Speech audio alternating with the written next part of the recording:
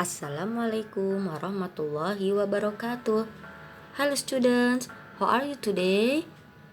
Sudah lama ya Miss Astrid tidak menyapa kalian melalui video di YouTube. Semoga kalian semua dalam keadaan sehat dan bahagia.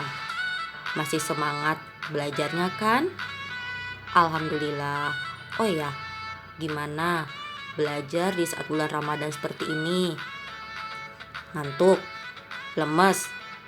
Pasti ada ya perasaan seperti itu. Tapi bismillah, tetap semangat ya. Nah, besok kalian akan penilaian harian bahasa Inggris. Sebelumnya Miss Astrid akan sampaikan sedikit materi tentang simple past tense yang kalau tidak salah 2 minggu lalu sudah Miss Astrid jelaskan melalui Zoom meeting. Karena ada yang tidak bisa mengikuti Zoom, maka dari itu Miss Astrid sampaikan melalui video ini. Semoga bermanfaat ya. Nah, untuk catatannya, waktu itu sudah Miss Astrid kirimkan. Sudah dicatat kan? Good. Oke, are you ready to learn? Let's we start. Simple past tense. Masih ingat kan? Kalau pertemuan sebelumnya kalian belajar tentang simple present tense. Nah, kali ini kalian belajar tentang simple past tense. Simple past tense itu digunakan untuk membicarakan atau membuat kalimat tentang kegiatan yang terjadi di waktu lampau. Jadi, misalnya kalian mau membicarakan kejadian atau kegiatan kalian tadi malam, kemarin sore, kemarin pagi, 2 hari lalu, minggu lalu, bulan lalu, bahkan tahun lalu. Kalian gunakan simple past tense. Pola kalimat simple past tense. Nah, pada simple past tense kita menggunakan kata kerja bentuk kedua. Kalau kemarin kalian sudah belajar tentang kata kerja yang diimbuhi dengan ing atau verb ing, pada simple past tense kalian menggunakan verb to, kata kerja bentuk kedua. Nah, apa sih kata kerja bentuk kedua itu?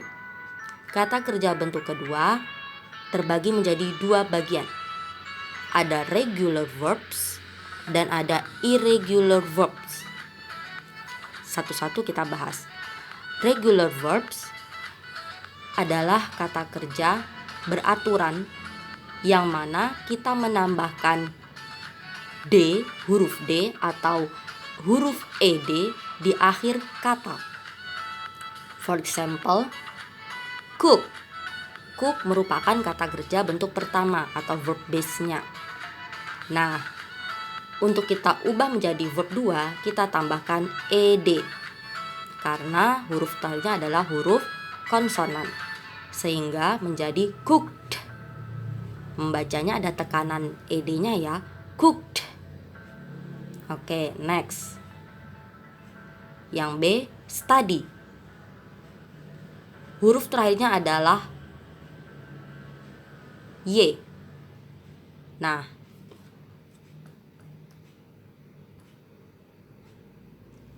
karena huruf terakhirnya Y, kita perhatikan huruf di depan huruf Y adalah huruf D.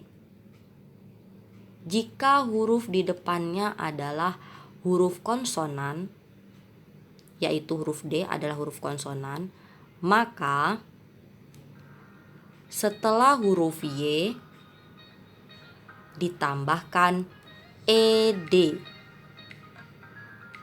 Tetapi Y-nya berubah menjadi huruf I. Y-nya hilang, berubah menjadi huruf I. Bisa dilihat menjadi studied. Y-nya berubah menjadi I, kemudian baru ditambahkan ED. Study, bentuk kata kerja keduanya menjadi studied. Contoh ketiga, play. Sama-sama dengan yang B tadi, huruf terakhirnya adalah Y. Tetapi kita lihat huruf sebelum Y adalah huruf vokal, yaitu A. Sehingga Y-nya tetap, tinggal menambahkan ed. Play.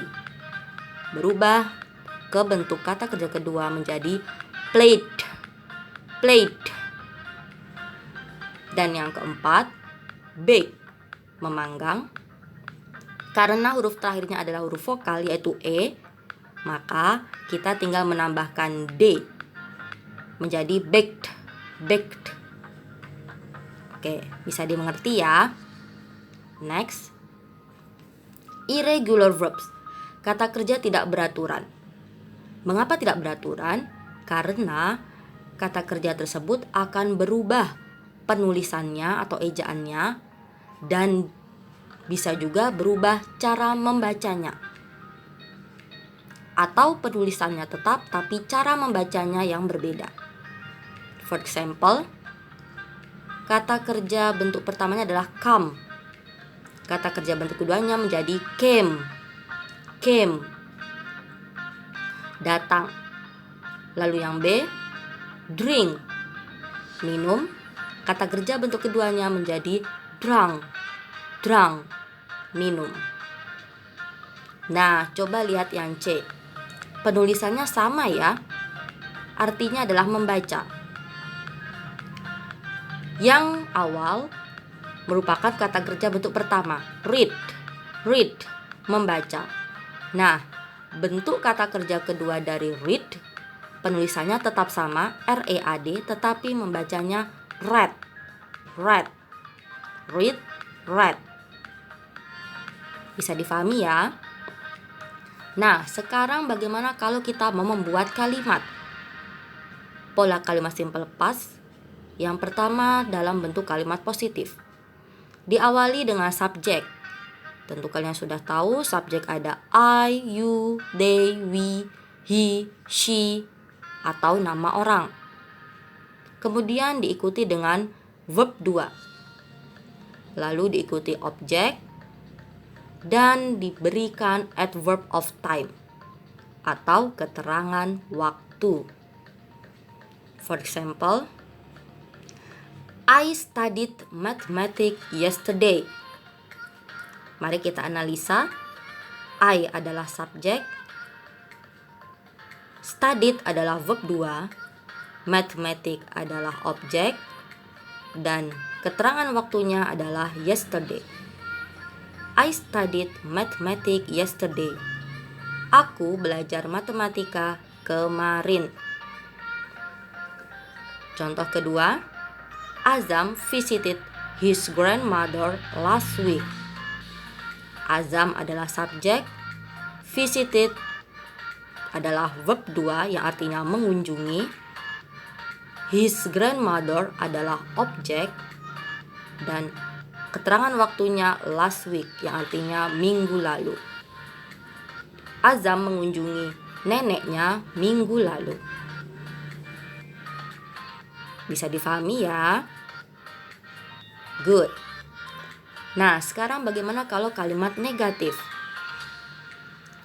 Masih diawali dengan subjek, kemudian diikuti dengan did not. Did not yang menyatakan tidak atau bukan. Nah, kata kerjanya menggunakan kata kerja bentuk pertama. Jadi tidak ditambahkan D atau ED ya kalau kata kerja bentuk pertama. Kemudian diikuti objek. Dan terakhir adalah adverb of time, keterangan waktu. For example, dari contoh yang positif tadi kita ubah ke negatif menjadi I did not study mathematics yesterday. Subjeknya I, kemudian did not. Nah, kata kerja bentuk pertamanya menjadi study. Kalau tadi studied, sekarang study karena kata kerja bentuk pertama. Kemudian objek mathematics dan keterangan waktunya yesterday. Kemarin. Aku tidak belajar matematika kemarin. I did not study mathematics yesterday. Contoh kedua, Azam did not visit his grandmother last week. Azam sebagai subjek, kemudian diikuti did not, lalu visit his grandmother sebagai objek, dan last week keterangan waktu. Oke.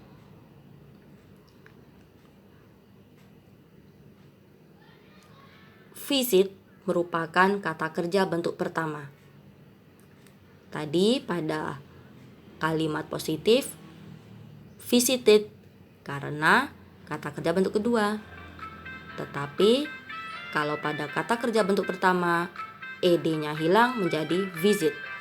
Azam did not visit his grandmother last week. Azam tidak mengunjungi neneknya minggu lalu. Paham ya? Kalau pada kalimat negatif gunakan verb one tanpa imbuhan D atau imbuhan ed. Next, kalimat tanya. Diawali dengan did sebagai helping verb-nya. Did.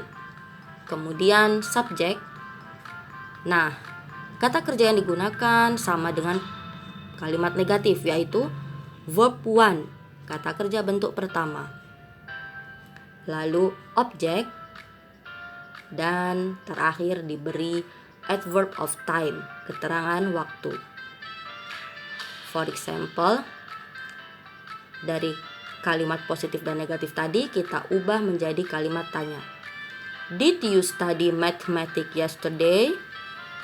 Apakah kamu belajar matematika kemarin?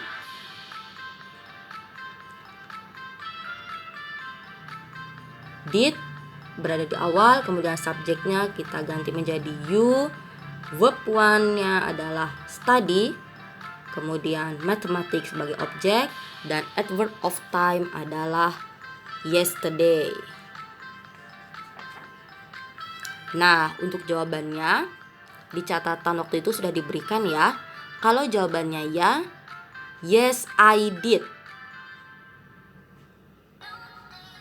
Yes I did.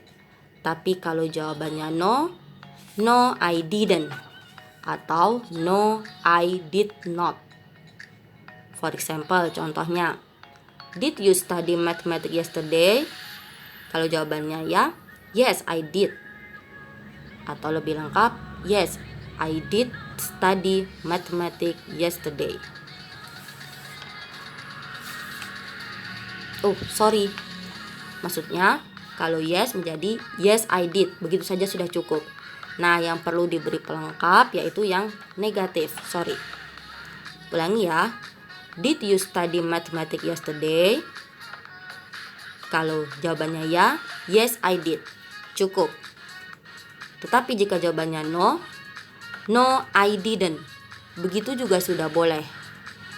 Tapi bisa diperjelas, no I didn't study mathematics yesterday. No I did not study mathematics yesterday. Sama saja ya. Kalau disingkat didn't, tapi bisa juga ditulis lengkap did not. Oke, contoh kedua.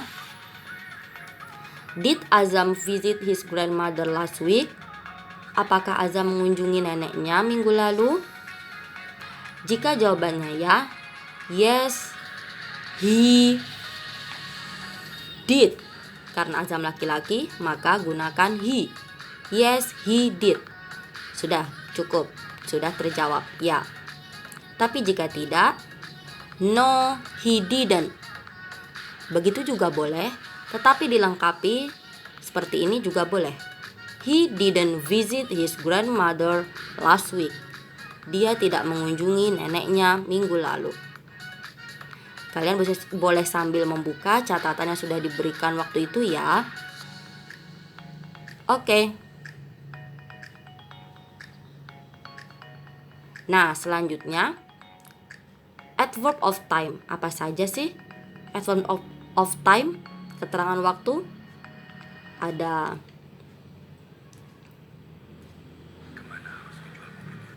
yesterday, ada last night, ada last week, ada last month, ada last year, 2 days ago, atau bisa 3 days ago. Kemudian ada 1 week ago, atau 2 weeks ago, atau mungkin 1 jam yang lalu, 1 hour ago, 1 minute ago, 5 menit yang lalu. Nah, itu tadi beberapa adverb of time yang bisa kalian imbuhkan jika membuat kalimat simple past.